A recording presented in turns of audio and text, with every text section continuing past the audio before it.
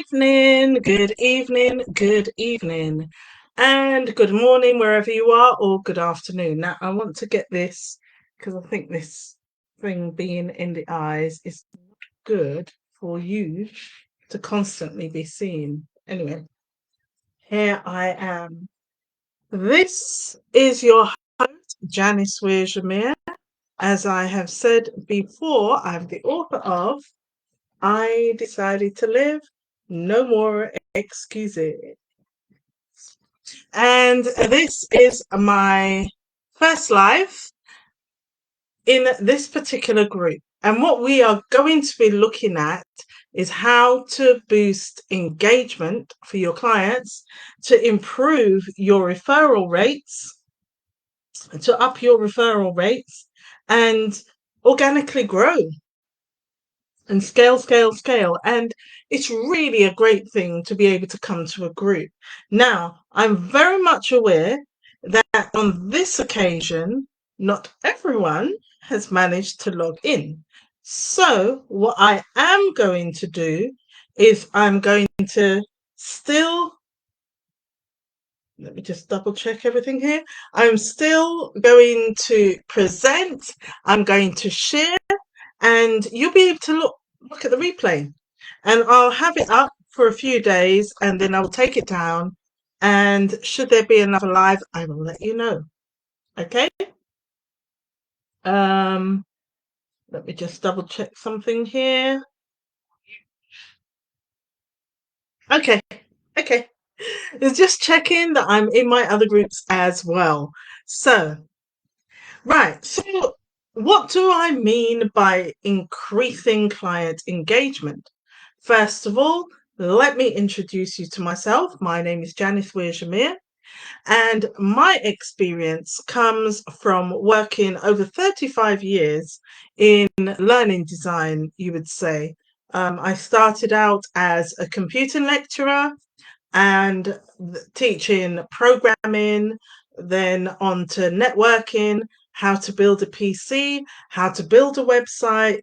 Yes, I'm one of the women in tech from the 1990s.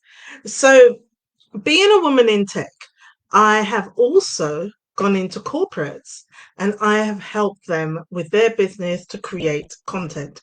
Now, I'm going to turn a light off because I think it's getting in the way. Hold on.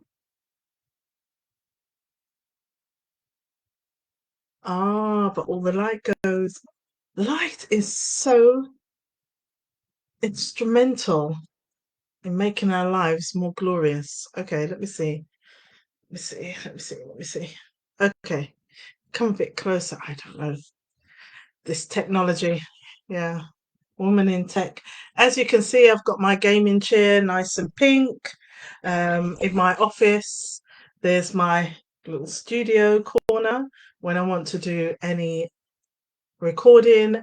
And just to share with you, the kind of things that I the kind of things that you will need. If I just show you briefly as you start. So you need yourself a really good mic. You might even find that you'll need something like this, a mixing desk. Yep, a mixing console. And yep, I've got lots of mics and mic heads. Yes, I'm a woman in tech, literally in tech with all my little cables. So when I say client engagement, all these things that I've just shown you can help you and enable you to engage further with your client. So I am talking to you unscripted, so I'm not reading from a script, but I will look at some notes a bit later. I'm not reading from a script, but what have I experienced in those 35 years that I am claiming increases client engagement? Well, let me take you back to an experience I've had. That's as of this year. So, as of this year, I had an experience where I made a very large investment for premium coaching. Now, there was a particular there was a particular, what would I say?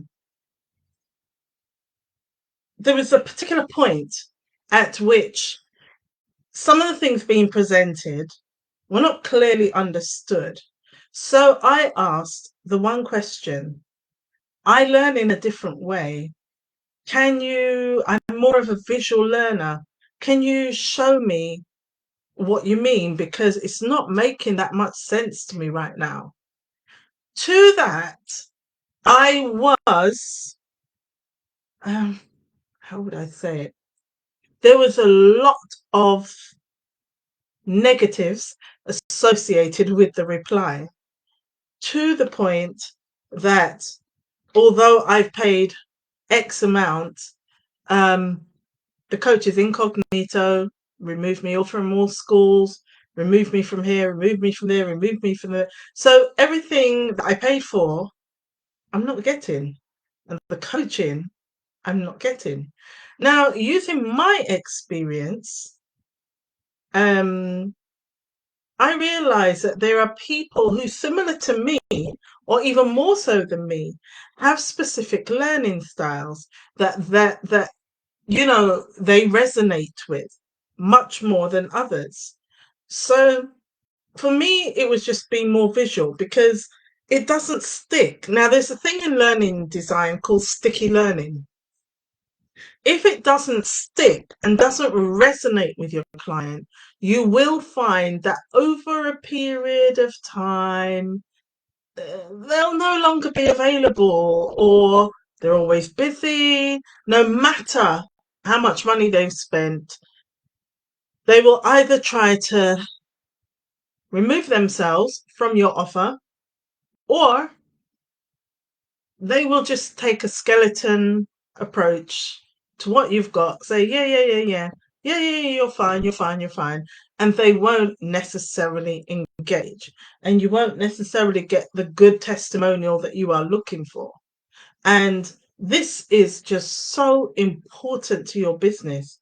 I can't emphasize it enough. Many people who think, right, I'm getting 6, 7 figures, I don't need that person. If that person doesn't want to do my course, then fine. There's a fine line. There's a really fine line in this world. And today you're popular, tomorrow may not be the same, because the internet is flooded now with coaches who are offering what you offer. So you really have to make sure that whatever you are offering is exceptional. Revolutionize your coaching, revolutionize your training. Yes, I'm speaking to you, coaches, trainers, business owners, anyone who has a product to sell to their customer that is a service or skills based. You will need to remember these things, and remember, it's not about the customer being right, but the customer is right in terms of how they learn. You can't tell a person this is how you must learn. In the years of delivery, it is so important to listen to your client. And those are developing those listening skills are amazing. And why would I say this? Now, the main reason I would say this is simply because you have in your mind what everything should look like, how it should play out. You've got your program, you've got your curriculum, you've got your outline. That's perfect. That's wonderful. But if your client is not resonating, things are not sticking, and your client is not getting from you what you claimed you're going to give, how many people will they tell? It's a question. How many people will they tell the good news? They may tell people about the bad experience. They may say, this person, they're making good money, but they're a joker. They may also say that this person claims to know all these things, but they're not all that. That is not the reputation you want. And sad to say, as a trainer, as a coach, as a mentor, if my clients find what I offer useless, it does have an effect on you. It does. It does. Don't undermine one client. If it's just one client that has this problem, deal with it, learn from it, grow from it, because you'll be so, so, so surprised that if that one person, just one, has such an amazing experience, can you imagine the number of people they're going to tell? Going back to my experience, with my experience that I have had, I am not telling anybody about anything good that I have found from my coaching experience. In fact, I would just warn them. I would just warn them.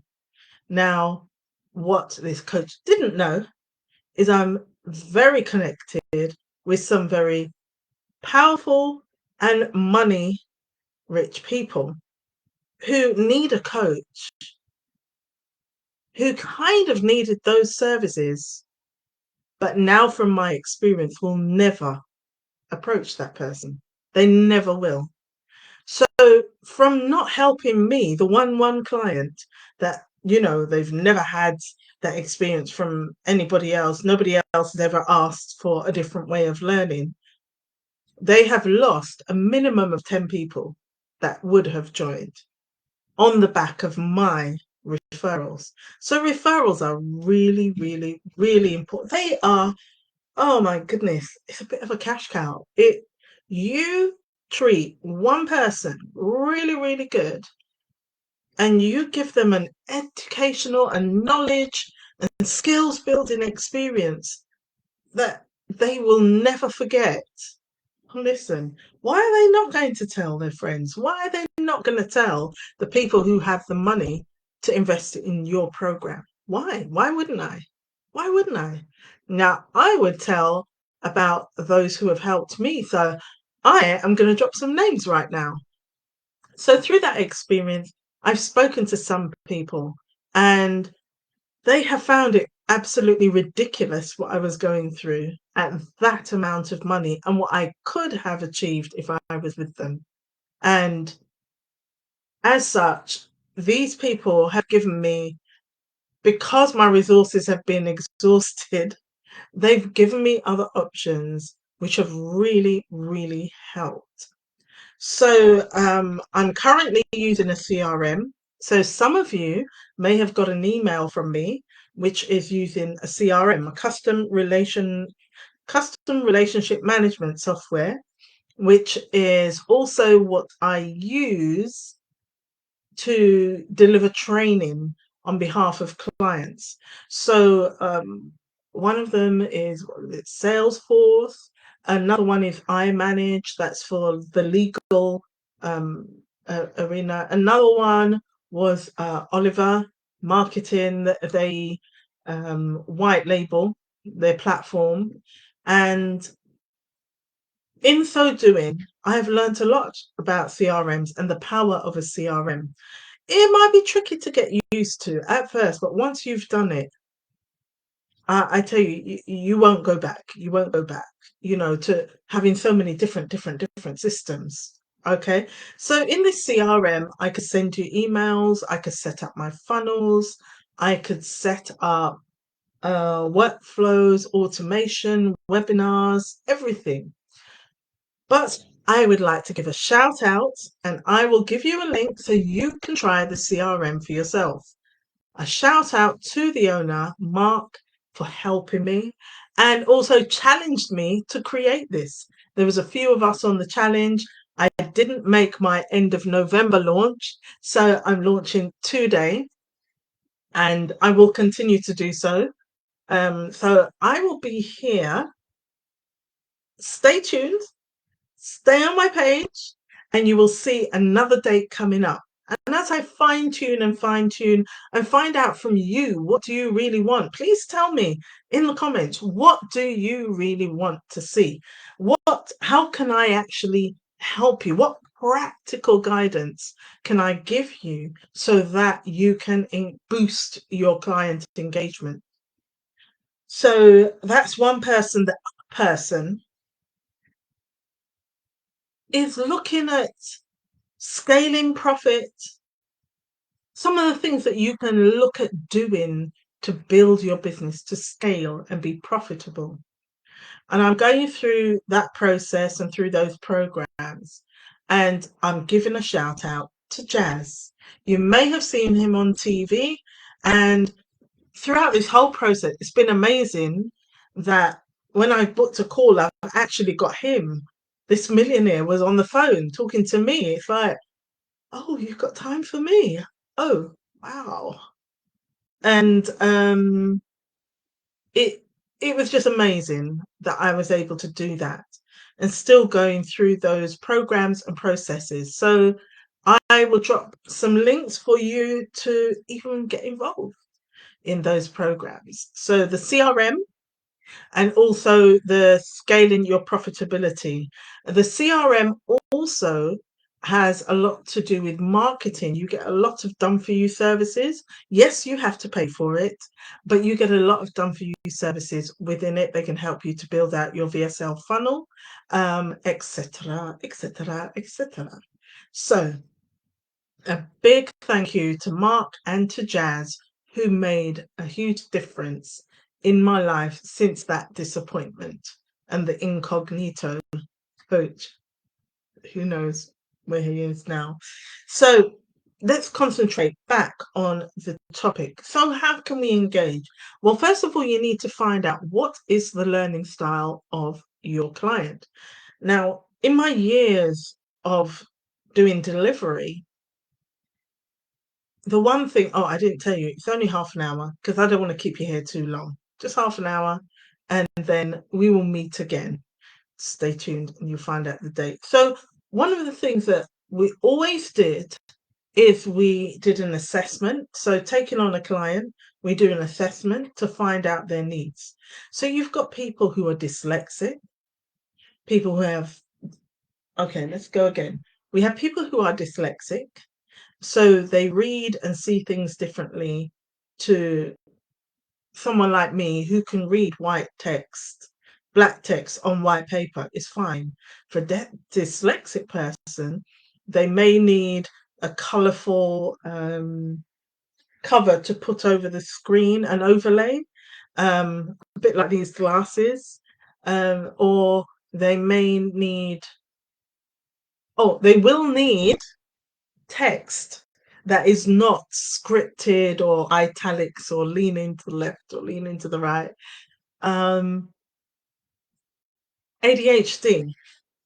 If a person has ADHD, and a lot of adults have developed this ADHD condition through life trauma and stress, and someone who's easily distracted. Give you a quick example. A student of mine, I was an assessor, and she was in the workplace, and I was with this big marketing company in King's Cross, and they were having some kind of a party. I don't know if it was uh, somebody's birthday party or something like that. And they had lots of what do you call this thing? It's like bubbles. You just dip the stick and blow, and the bubbles appear. Now we were having a session. She went out to get cake, came back, and then she could not concentrate on anything that I was discussing until she had finished blowing all the bubbles out of this little vial. And I was like, what is going on? And that's when she explained it to me. I stood back, I was patient enough to wait for her. I realized something wasn't quite right. And then she explained to me that she can't concentrate until she's finished this. When she's finished this, then it will be off her mind. But, her mind is concentrating on that. So she has to make sure she's finished that. So I gave that to her as her break. Now, if you are delivering your coaching to somebody who is clearly having,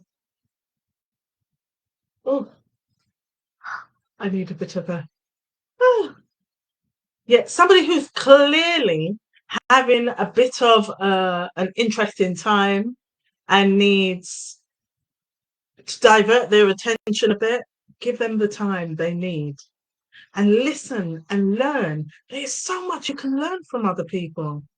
I actually find it quite interesting because the way that somebody with ADHD thinks, it's not the way I would. And they're so abstract, but yet so profound. So you can learn a lot from people with these different, they're called learning disabilities, but I call them learning opportunities. They're learning opportunities for me as a coach to learn about the people in the world around me. I'm so sorry. If you ever have one of these gadgets, right. Okay, we must stop.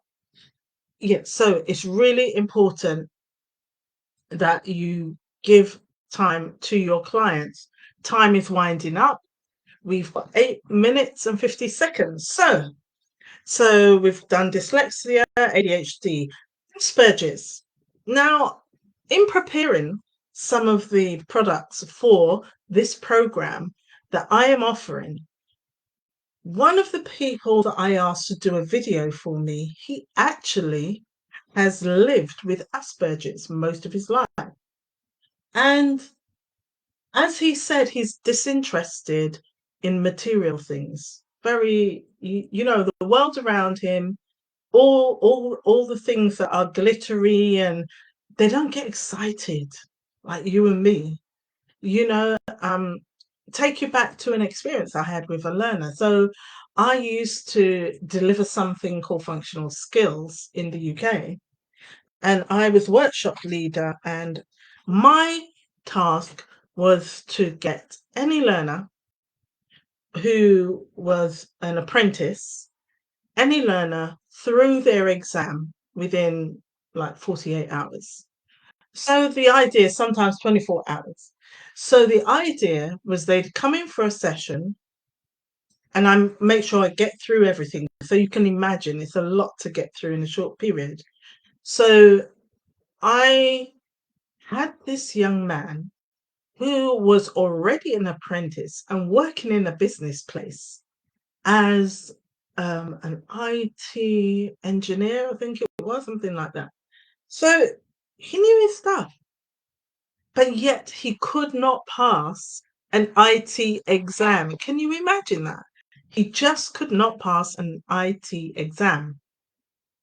So what he had to do is come to be with me, go through the whole curriculum, making sure he understood what was required for the exam. Because sometimes people are not really good at exams. I'm sure, you may be one of those people who really don't like exams. So what ended up happening is I was going through the material. So we would cover things like Word, Excel, PowerPoint. We'd also look at, was it PDFs, your file management, and various settings on a desktop in Windows. And halfway through the session, I realized that he kind of wasn't taking things in. So I stopped and I asked the question, are you okay with this? Do you want me to go back over anything? He said, I understand it, but I just need you to explain in a different way. So, okay. So I said to him, right, now if moving from Word to Excel and then back to Word and then to PowerPoint and then back to Word, is that confusing? And he said, yes. He prefers if I just did one, finished it, and then moved on to the other. That's when I knew that he had a learning disability. So we did everything, and he was much clearer, and it was all making a lot more sense to him now. But when he was leaving, I realized he wasn't really, I've got it now. Yeah. He wasn't excited and overjoyed. And I said to him, don't worry, it's going to be all right. You've got this. And he said to me, I don't have any emotions. I'm like, why? Why do you not have emotions? And that's when he told me, I have Asperger's. And therefore, even if I'm really excited, you won't see it on my face. And I was like, wow. Now, I didn't know. And it made me respect the fact that, one, he was able to tell me. Not everybody is able to. And that's another thing you're going to find. Not everybody is going to be able to. So you need to be able to understand the different learning disabilities and how to address them, and how to address the person you're training so that they don't feel, out of sorts or anything. So when he said that, I realized you need everything in order, like building blocks. You do one, then you build onto it, another concept, then onto another concept. You can't go back, because if you go back, it's like you erase everything, everything you've just done. So you have to be really structured when you're dealing with a person who has Asperger's. So dyslexia, ADHD, Asperger's, those are the main ones. Now, there are people with different learning styles. You need to know the learning styles. They are visual, people who learn by what they see; audio, so people who like to listen, not necessarily just listening to you. And usually with learning styles, people have more than one, a combination, but one is more dominant than the other. Audio, then you've got read write, people who love to read and develop concepts; and kinesthetic, that's the people that like to actually like to do. They like to actually take out the calculator and calculate for themselves. They don't want somebody else to do that for them. They want to, yes, I have a thing about pink. Yeah, they want to do everything for themselves. Everything's pink. They want to do everything for themselves. And that may be something for me, having everything that's just pink. Even my headphones are pink. Glasses are pink. I don't know why. I just love everything pink. um, so there are certain things that keep people cheery, keep people connected, keep people interested. Now, what I'm trying to say is you boost client engagement by keeping them interested. And if you do this, you will find that not only will they do that one program, they may want to keep coming back for more, because it's like a doctor. You know how to deal with the diagnosis. They will continuously come back to you because they don't feel they have to explain themselves. You see what I mean? So it's so important. So important when you resonate with somebody's learning disability and you can meet their needs. So if you want to learn more and you want me to help you, book a call and we can talk about your needs.